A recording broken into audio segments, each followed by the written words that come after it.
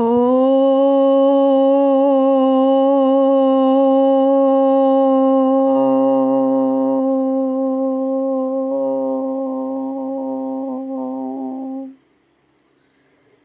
শান্তি।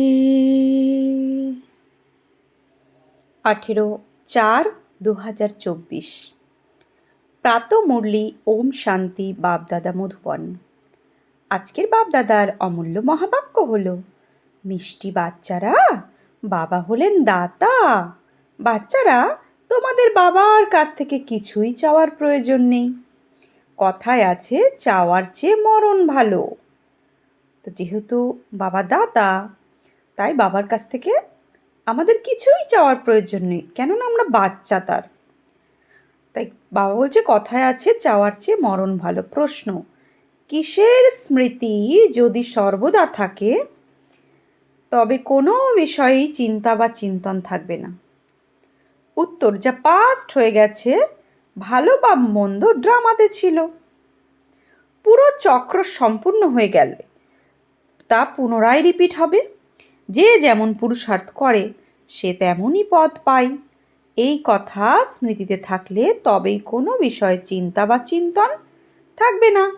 বাবার ডাইরেকশন হলো, বৎস, অতীতকে স্মরণ করো না, উল্টো পাল্টা কোনো কথা শুনো না, কাউকে শুনিও না। যে কথা অতীত হয়ে গেছে, না তার চিন্তন করো আর না তার রিপিট করো। বাবা বলছে, চিন্তনও করা যাবে না অতীতের কথা, আর রিপিটও করা যাবে না। না কাউকে শোনাও, না নিজে শোনো। ওম শান্তি। আত্মাদের পিতা বসে তার আত্মারূপী বাচ্চাদেরকে বোঝান। আত্মাকে পিতাকে দাতা বলা হয়। বলছে, আত্মার পিতাকে দাতা বলা হয়। তিনি নিজে থেকেই সব কিছু বাচ্চাদেরকে দিয়ে দেন। তিনি আসেনি বিশ্বের মালিক বানাতে। কিভাবে হবে? এই সব কিছুই বাচ্চাদের বোঝান, ডাইরেকশন দিতে থাকেন। তিনি তো দাতা, তাই না? তাই তিনি বলছে, তাই তিনি নিজে থেকেই সব কিছু দিয়ে থাকেন। চাওয়ার চেয়ে মরা ভালো। কোনো জিনিস চাইতে হয় না। বাচ্চারা অনেকেই শক্তি, আশীর্বাদ, কৃপা প্রার্থনা করতে থাকে। ভক্তি মার্গে তো চাইতে চাইতে মাথা চাপড়ে চাপড়ে সিঁড়ি সম্পূর্ণ নিচে নেমে এসেছো। বলছে, ভক্তি মার্গে চাইতে চাইতে মাথা চাপড়ে চাপড়ে সিঁড়ি সম্পূর্ণ নিচে নেমে এসেছি, অর্থাৎ সত্যযুগ থেকে নামতে নামতে কলিযুগে নেমে এসেছি। এখন আর চাওয়া আর পাওয়ার দরকার নেই। বাবা বলেন, শ্রীমত অর্থাৎ ডাইরেকশন অনুসারে চলো। এক তো তিনি বলেন যে অতীত নিয়ে চিন্তা করো না। ড্রামায় যা কিছু হয়েছে তা এখন অতীত হয়ে গেছে, ওগুলো আর চিন্তন করো না, রিপিট করো না। বাবা তো শুধু দুটি শব্দই বলেন। কি বলেন? মামেকম স্মরণ করো। শ্রীমদ্ ভগবদ গীতাতেও আছে, সর্বধর্মান্ন পরিত্যাজ্য মামেকম শরণম ব্রজ। 18 অধ্যায় মুখ্য যোগে। অহম তাম সর্বপাপেভ্য মোক্ষয়িষ্যামি শুচ। তো বাবা দুটো শব্দই বলে, মামেকম স্মরণ করো, মানে শুধু আমাকেই স্মরণ করো। বাবা ডাইরেকশন বা শ্রীমত দেন, সেই মতো চলা বাচ্চাদের কাজ। এ হলো সর্বাপেক্ষা শ্রেষ্ঠ ডাইরেকশন। কেউ কেউ কত কত প্রশ্ন উত্তর ইত্যাদি করবে, কিন্তু বাবা তো দুটি শব্দই বোঝাবেন। আমি পতিত পাবন, তোমরা আমাকে স্মরণ করতে থাকো, তবেই তোমাদের পাপ ভস্য হয়ে যাবে। ব্যাস, স্মরণের জন্য কোনো ডাইরেকশন দেওয়া হয় কি? বাবাকে স্মরণ করতে হবে, কোনো ক্রন্দন বা চিৎকার চেঁচামেচি করতে হবে না। মনে মনে শুধু অসীম জগতের পিতাকে স্মরণ করতে হবে। দ্বিতীয় ডাইরেকশন কি দেন? 84 চক্রকে স্মরণ করা, কারণ তোমাদের দেবতা হতে হবে। দেবতাদের মহিমা তো তোমরা আধা কল্পব্যাপী করেছ। বাচ্চারা, কান্নার আওয়াজ হলো। বলছে, বাচ্চারা কান্নার আওয়াজ হলো। এখন এই ডাইরেকশন সমস্ত সেন্টারের নিমিত্তদের দেওয়া হচ্ছে যে কেউই যেন ছোট বাচ্চাদের নিয়ে না আসে। বাচ্চার কান্নার আওয়াজ হলে হলের সমস্ত আত্মার বুদ্ধি ওইদিকে চলে যাবে। তাই ছোট বাচ্চাদের যেন কেউ নিয়ে না আসে, তাদের জন্য কিছু ব্যবস্থা করতে হবে। বাবার থেকে যারা অবিনাশী উত্তরাধিকার নেবে তারা নিজেরাই সেই ব্যবস্থা করবে। এ হলো আত্মাদের পিতা বিশ্ববিদ্যালয়। এ কার বিশ্ববিদ্যালয়? আত্মাদের পিতার বিশ্ববিদ্যালয়। এখানে ছোট বাচ্চাদের আসার প্রয়োজন নেই। ব্রাহ্মণীর কাজ হলো যখন সার্ভিসেবল আর উপযুক্ত হবে তখন তাদের রিফ্রেশ করার জন্য নিয়ে আসা। তো মধুবনে সবাইকে নিয়ে যাওয়া যায় না। তো কাকে নিয়ে যাওয়া যাবে? সে ব্রাহ্মণী দেখে বুঝে নিয়ে যাবে, এ দায়িত্ব ব্রাহ্মণীর হাতে থাকে। তো বাবা বলছে সার্ভিসেবল, যে বাচ্চা সার্ভিসেবল আর উপযুক্ত হবে। উপযুক্ত না হলে মধুবনে নিয়ে যাওয়া যায় না। তো তবে রিফ্রেশ করার জন্য নিয়ে আসে, তা সে বিশিষ্টই হোক বা সাধারণ। এ হলো বিশ্ববিদ্যালয়। বাচ্চাদের এখানে যারা নিয়ে আসে তারা কি জানে যে এ হলো ইউনিভার্সিটি? মুখ্য কথা হলো এটা হলো ইউনিভার্সিটি। এখানে যারা পঠন পাঠন করে তাদের অনেক ভালো আর সমাজদার হওয়া উচিত। যারা এখনও কাঁচার তার ডিটারেন্স বলছে, যারা এখনও কাঁচা তারা ডিটারেন্স সৃষ্টি করবে, কারণ তারা বাবার স্মরণে থাকবে না। তাই বুদ্ধি এদিক ওদিক ঘুরে বেড়াবে, ক্ষতি করে দেবে, স্মরণের যাত্রায় থাকতে পারবে না। যারা ছোট বাচ্চাদের নিয়ে আসবে তাতে বাচ্চাদেরই ক্ষতি হবে, কেননা সমস্ত আত্মার নেগেটিভ এনার্জিও বাচ্চার প্রতি যাবে। অনেকে তো জানেই না যে এ হলো গড ফাদার ইউনিভার্সিটি। এখানে মনুষ্য থেকে দেবতা হওয়ার বলছে, মনুষ্য থেকে দেবতা হতে হয়।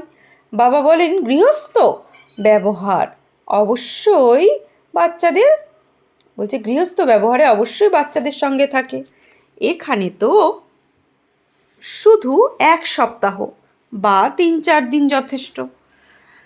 জ্ঞান তো অতি সহজ, বাবাকে চিনতে হবে, অসীম জগতের পিতাকে জানলে অবিনাশী উত্তরাধিকার প্রাপ্ত হবে।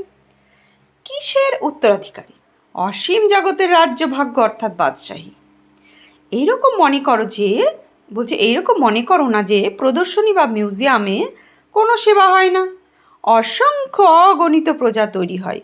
ব্রাহ্মণকুল সূর্যবংশী আর চন্দ্রবংশী বলছে এই 3ই এখানেই স্থাপিত হচ্ছে।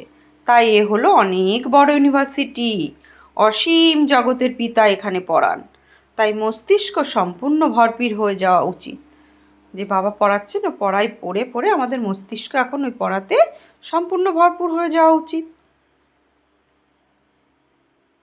তো বাবা বলছে, কিন্তু বাবা আসেন সাধারণ শরীরে অর্থাৎ ব্রহ্মার শরীরে, শ্রীকৃষ্ণের লাস্ট 84 জন্মের অন্তিম জন্মের শরীরের অন্তিম শরীরের মধ্যে। তো সাধারণ শরীরে আর পড়ানো সাধারণ রীতি অনুযায়ী, তাই মানুষের তা পছন্দ হয় না। তারা বলে গড ফাদার ইউনিভার্সিটি। আর এইরকম বাবা বলেন, আমি তো দীনবন্ধু, দরিদ্রদেরকেই পড়াই, বিত্তবানদের পড়াতে হিম্মত নেই বা পড়াবার হিম্মত নেই। তাদের বুদ্ধিতে তো গাড়ি বাড়ি ইত্যাদি থাকে। দরিদ্ররাই ধনবান হয়, আর ধনবান দরিদ্র, এটাই হলো রীতি। ধনবান যারা আছে এই জগতে তারা দরিদ্র হবে, আর যারা দরিদ্র আছে বাবাকে চিনে বাবার শ্রীমতে চলছে তারা ধনবান হবে। তো বাবা বলছে, দান কি কখনো ধনবানদের দেওয়া হয়? এও অবিনাশী জ্ঞান রত্নের দান। ধনবান দান দিতে পারবে না, বুদ্ধিতে সঠিকভাবে বসবে না। তারা নিজেদের উপার্জিত পার্থিব জগতের ধন দৌলতের মধ্যে ডুবে থাকবে। তাদের কাছে তো এটাই স্বর্গ। তারা বলে আমাদের অন্যরকম স্বর্গের প্রয়োজন নেই। কোনো গণ্যমান্য ব্যক্তি মারা গেলে বলে স্বর্গবাসী হয়েছে, নিজেরাই বলে যে উনি স্বর্গে গেছেন, তাহলে তো এখন এ হলো কি নরক, তাই না? তো স্বর্গ যদি ওপরে হয়, স্বর্গে যদি যায়, তার মানে সে নরকে ছিল, তাই না? কিন্তু এতটাই প্রস্তর বুদ্ধি সম্পন্ন যে বুঝতে পারে না নরক কি। এ হলো তোমাদের কত বড় ইউনিভার্সিটি। বাবা বলেন, যাদের বুদ্ধির তালা বন্ধ হয়ে গেছে তাদেরকেই এসে পড়ায়। বাবা যখন আসেন তখন তালা খোলে, বাবা নিজেই ডাইরেকশন দেন, তোমাদের বুদ্ধির তালা কিভাবে খুলবে। বাবার বাচ্চার থেকে বলছে বাবার কাছ থেকে কিছুই চাইতে হবে না, এতে নিশ্চয় আছে বাবাই মোস্ট বিলাভেড, যাকে ভক্তির স্মরণ করতে হয়। যাকে স্মরণ করা হয় সে তো অবশ্যই কখনো আসবে, তাই না? স্মরণ করাই হয় পুনরায় রিপিট হওয়ার জন্য, তো স্মরণ করা হয় পুনরায় রিপিট হওয়ার জন্য। বাবা এসে বাচ্চাদেরকেই বোঝান, বাচ্চাদের বাবার বাইরে লোকেদের বোঝাতে হবে যে বাবা কিভাবে এসেছেন, অর্থাৎ শিব বাবা পরম ধাম থেকে নিরাকার জ্যোতিবিন্দু কিভাবে এসেছেন, বাবা কি করেন এসে। বাচ্চারা তোমরা সকলেই পতিত, আমি এসে পবিত্র বানাই। তোমরা আত্মারা, অর্থাৎ তোমরা যারা পতিত হয়ে গেছো এখানে শুধু আমাকে অর্থাৎ পতিত পাবন বাবাকে স্মরণ করো,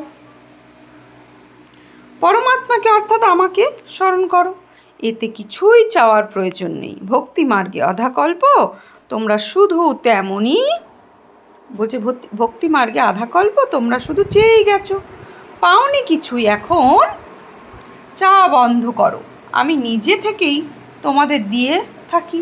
ব্রহ্মাও বলে অবিনাশী উত্তরাধিকার তো শেষেই পেয়ে যাবে, শেষেই বাবাকে চিনে নিতে পারে। তো বাবা বলছে অবিনাশী উত্তরাধিকার তো পেয়েই যাবে, যারা সাবালক অর্থাৎ বড় বাচ্চা তারা শীঘ্রই বাবাকে চিনে নিতে পারে। বাবার উত্তরাধিকার হলো স্বর্গের বাদশাহী 21 জন্মে। এ তো তোমরা জানো, যখন স্বর্গবাসী হয় তখন ঈশ্বরের নামে কিছু দান পুণ্য করলে অল্পকালের জন্য সুখ পাওয়া যায়। মানুষ তো ধর্ম কর্মের জন্য কিছু আলাদা করে সরিয়েও রাখে। বেশিরভাগ ক্ষেত্রেই ব্যবসায়ীরাই দান ধ্যান করে, তাই যারা ব্যবসায়ী তারা বলবে যে আমরা বাবার সঙ্গে ব্যাপার করতে এসেছি, বাচ্চারা বাবার সঙ্গে ব্যাপার করতে এসেছি, তো লৌকিক বাবার সম্পত্তি নিয়ে তার থেকেই আবার প্রারব্ধ ইত্যাদি খাওয়া দান পুণ্য করে, ধর্মশালা মন্দির ইত্যাদি তৈরি করে, তাতে বাবার প্রশ্ন অন্ধকার বলছে, তার জন্য তো অবশ্যই কিছু করা উচিত। এও হলো এক ধরনের ব্যাপার, ওই সব হলো লৌকিক বিষয়। এখন বাবা বলেন অতীতকে, বাবা কি বলেন? বাবা বলেন অতীতকে চিন্তনে এনে না উল্টো পাল্টা কোনো কথা শোনো না। কেউ যদি উল্টো পাল্টা কোনো প্রশ্ন করে থাকে বলো, কি বলবে? তো বাবা বলছে তখন বলো এইসব কথাই যাওয়ার দরকার নেই, তোমরা প্রথমে বাবাকে স্মরণ করো। ভারতের প্রাচীন রাজযোগ শেখাতে বলছে, প্রাচীন রাজযোগের বিখ্যাত, তো যত স্মরণ থাকবে দৈবী গুণ ধারণ করবে ততই উচ্চ পদ প্রাপ্ত হবে। তারই সমস্ত মাদারই হচ্ছে দেবী গুণ ধারণ করা। তো এখানে এম অবজেক্ট ক্লিয়ার, পুরুষার্থ করে এমন তৈরি হতে হবে, দৈবী গুণ ধারণ করতে বলছে। দৈবী গুণ তোমরা সেই তো সার্ভিস, তো দৈবী গুণ ধারণ করতে হবে, কাউকে কোনোভাবেই দুঃখ দেবে না, দুঃখ হরণকারী সুখ প্রদানকারী পিতার সন্তান তোমরা, তাই না? তো সে তো সার্ভিসেই বোঝা যাবে। অনেক নতুন নতুন আসে, বাবা বলছে অনেক নতুন নতুন আসে, যারা 25,000 বছর ধরে চলছে, তাদের থেকে 14-12 দিনের বাচ্চার তীক্ষ্ণ হয়ে যায়। বাবা বলছে সার্ভিসেই বোঝা যাবে যে অনেক নতুন নতুনও আসে, যারা 25-30 বছর ধরে জ্ঞানে চলছে, তাদের থেকে 20-12 দিনের বা 10-12 দিনের বাচ্চারা তীক্ষ্ণ হয়ে যায়। বাচ্চারা তোমাদের তো সকলকে নিজেদের সমান বানাতে হবে, ব্রাহ্মণ না হলে দেবতা হবে কিভাবে? গ্রেট গ্রেট গ্র্যান্ডফাদার তো ব্রহ্মা, তাই না? বলছে যারা এখান থেকে বেরিয়ে নিয়ে চলে গেছে তাদেরকেই স্মরণ করা হয়, তারা পুনরায় অবশ্যই আসবে। তো বাবা বলছে যে সমস্ত উৎসব ইত্যাদি স্মরণ করা হয় সে সব এক সময় এখানে ছাতা আর পুনরায় হবে। এই সময়েই সব উৎসব পালিত হচ্ছে। তো সাথী, রাখি বন্ধন ইত্যাদি এসবের রহস্য বাবা এখন বোঝাতে থাকেন। তোমরা হলে বাবার বাচ্চা, তাই তোমাদেরকে পবিত্র অবশ্যই হতে হবে। পতিত পাবন বাবাকে, বাবা বলছে পতিত পাবন বাবাকে আহ্বান করে, তখন বাবাও পথ বলে দেন। প্রতি কল্পে যে যেমন উত্তরাধিকার নিয়েছে অ্যাকুরেট তেমনই চলতে থাকে। তোমরাও লক্ষ্মী প্রশ্নে বলছে তোমরাও সাক্ষী হয়ে দেখো, বাপ দাদাও সাক্ষী হয়ে দেখেন এরা কতটা উপযুক্ত, বলছে কতটা উচ্চ পদ প্রাপ্ত করে, তাদের ক্যারেক্টার্স কেমন। টিচার তো সবই জানে, বলছে টিচার তো সব ফার্দারলি ইউনিভার্সিটি, তো তার স্মরণে রাখা উচিত যে হলো ফার্দারলি ইউনিভার্সিটি। এই ইউনিভার্সিটি হলোই জ্ঞানের জন্য, ওটা হলো পার্থিব জগতের ইউনিভার্সিটি, আর এ হলো অসীম জগতের একমাত্র বাবাই দুর্গতি থেকে সদ্গতি করেন। হেল থেকে নরক মানে হেল থেকে হ্যাভেন, হেল মানে নরক, তো নরক থেকে স্বর্গে নিয়ে যাওয়া সেবা করেন। বাবার দৃষ্টি কিন্তু সকল আত্মাদের দিকেই যায়। ফিরিয়ে নিয়ে যেতে হবে শুধু তোমাদেরই নয়, বরং কেন না, বলছে শুধু তোমাদেরই নয় বরং সমগ্র দুনিয়ায় কেউই স্মরণ করে থাকে না। আর তার মধ্যে পড়ান শুধু বাচ্চাদের। তোমরা এও বোঝো যে যেমন নম্বরের ক্রম অনুসারে আসে সে বলছে সে যাবেও পুনরায় সেইভাবেই।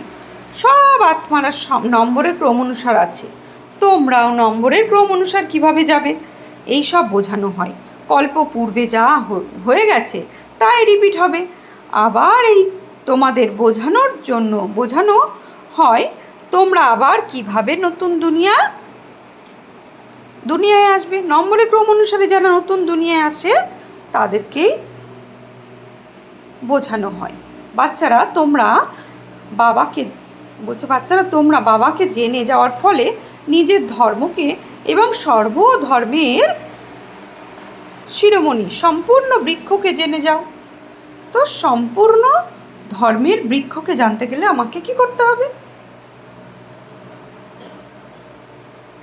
বাবার সাথে যোগযুক্ত হয়ে বাবাকে বলতে হবে। তো বাবা যেহেতু এই কল্পবৃক্ষের বীজ, সেই সমস্ত ঝাড়ের গাছ দেবে, তাই কৃপা কর বলতে হবে। তারা তো লিখেছে বাবা দয়া করো, কৃপা করো, তো বাবা তো কিছুই করবেন না, বাবা তো এসেছেনই পথ বলে দিতে। ড্রামায় আমার পার্টই হলো সকলকে পবিত্র করা। সেই রকম পার্ট প্লে করি যেমন প্রতিকল্পে করে এসেছি, যা পাস্ট হয়ে গেছে, ভালো হোক মন্দ হোক। ড্রামাতে ছিল কোনো বিষয়েরই চিন্তন করো না, আমরা সদা এগিয়ে যেতেই থাকি। এ হলো অসীম জগতের নাটক, তাই না? পুরো চক্র সম্পূর্ণ হয়ে পুনরায় রিপিট হবে। যে যেমন পুরুষার্থ করে তেমনই পদ পায়, চাওয়ার কোনো দরকার নেই। ভক্তিমার্গে তোমরা অনেক চেয়েছো, সব পয়সা নিঃশেষ হয়ে ফেলেছো। এসবই ড্রামাতে তৈরি হয়ে রয়েছে। ওরা তো কেবল বোঝায়। আধা কল্প ভক্তি করতে শাস্ত্র পড়তে কত খরচ হয়ে যায়, এখন ভক্তি করতে শাস্ত্র পড়তে কত খরচ হয়। এখন তো তোমাদের কিছুই খবর করার দরকার নেই। বাবা তো দাতা, তাই না? দাতার তো কিছুই দরকার নেই, তিনি তো এসেছেনই দেওয়ার জন্য। এমন মনে করো না যে তিনি এসেছেনই দেওয়ার জন্য, এমন মনে করো না যে আমরা শিব বাবাকে দিচ্ছি। আরে শিব বাবা তো অনেক অনেক পাওয়া যায়। শিব বাবা তোমরা এখন থেকে অনেক অনেক বলছে তোমরা এখন থেকে নিতে এসেছো তাই না, শিক্ষকের কাছে স্টুডেন্ট নেওয়ার জন্য আসে। অলৌকিক পিতা শিক্ষক গুরু থেকে যা পেয়েছো তাতে তোমাদের লোকসানি হচ্ছে। এখন বাচ্চাদের শ্রীমতে চলতে হবে, ততই উচ্চ পদ প্রাপ্ত হবে। শ্রী বাবা হলেন ডবল শ্রী শ্রী, তোমরাও হলেন সিঙ্গেল শ্রী। শ্রী লক্ষ্মী শ্রী নারায়ণ বলা হয়। শ্রী লক্ষ্মী শ্রী নারায়ণ হলো দুজনেই, বিষ্ণুকে শ্রী শ্রী বলা হবে কারণ কি, দুজনেই কম্বাইন, বাপ দাদা আর আমি আত্মা। তথাপি এনাদের দুজনকে তৈরি করেন কে? তিনি একজনই শ্রী শ্রী, এছাড়া আর কেউই শ্রী শ্রী হয় না। আজকাল তো শ্রী লক্ষ্মী নারায়ণ, শ্রী সীতারাম নাম রেখে দেয়, তাই বাচ্চাদের এসব ধারণা করে খুশিতে থাকা উচিত। আজকাল স্পিরিচুয়াল কনফারেন্সের অনেকে হয়ে থাকে বলছে, কিন্তু স্পিরিচুয়ালের অর্থ বোঝে না। আত্মিক জ্ঞান তো এক বাবার ব্যতীত আর কেউই করতে পারে না। বাবা বলেন সব আত্মাদের, বাবা কি বলেন? বাবা বলেন সকল,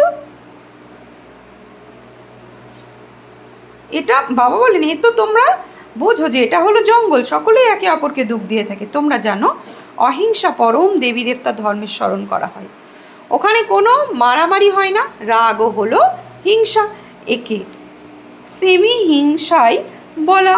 আর যেটাই বলো, এখানে তো সম্পূর্ণ অহিংসা হতে হবে। মনসা বাচা কর্ম না, কোনো কিছুতেই খারাপ কথা আসে না। তো মনসা বাচা কর্ম না, কোনো কিছুতেই, বাবা বলছে খারাপ কথা আসে না, উচিত নয়। কেউ যদি পুলিশ ইত্যাদিতে কাজ করে, সেখানেও যুক্তিযুক্তভাবে কার্য সম্পাদন করতে হবে। যতখানি সম্ভব স্নেহপূর্বক কার্য সম্পাদন করা উচিত। বাবা তো নিজস্ব অনুভব রয়েছে, স্নেহের দ্বারা নিজের কার্য সম্পন্ন করে নেন, এতেও অনেক যুক্তি চাই। কাউকে অতি প্রেমপূর্বক বোঝাতে হবে কিভাবে একটির জন্য শতগুণ দণ্ডভোগ করতে হয়। আচ্ছা, মিষ্টি হারা নিধি বাচ্চাদের প্রতি মাত পিতা বাপদাদার স্মরণের স্নেহ সুমন আর সুপ্রভাত। আত্মাদের পিতা তার আত্মারূপী বাচ্চাদের জানাচ্ছে নমস্কার, সুপ্রভাত, ধন্যবাদ। আমরা আত্মারূপী বাচ্চার আত্মারূপী বাপদাদাকে জানাচ্ছি নমস্কার। ধারণার জন্য মুখ্য সার, আমরা হলাম দুঃখ হরণকারী সুখ প্রদানকারী পিতার সন্তান, তাই কাউকে দুঃখ দেবে না। অবজেক্টকে সম্মুখে রেখে দেবী গুণ ধারণ করতে হবে। আমাদের অবজেক্ট হচ্ছে কি? লক্ষ্মীনারায়ণ হওয়া। তো নিজের সমান তৈরি করা, সেবা করতে হবে, শুধু নিজে হলে হবে না। 2, ড্রামার প্রতিটি পার্টকে জেনে নিয়ে অতীতের ঘটে যাওয়া কোনো বিষয়ে যেন চিন্তন না করা হয় মনসা বাচা কর্মনার দ্বারা, যেন কোনো খারাপ কার্য না হয়, এই বিষয়ে সচেতন হয়ে ডবল অহিংসক হতে হবে। বরদান, এক বাবাকে কম্পানিয়ান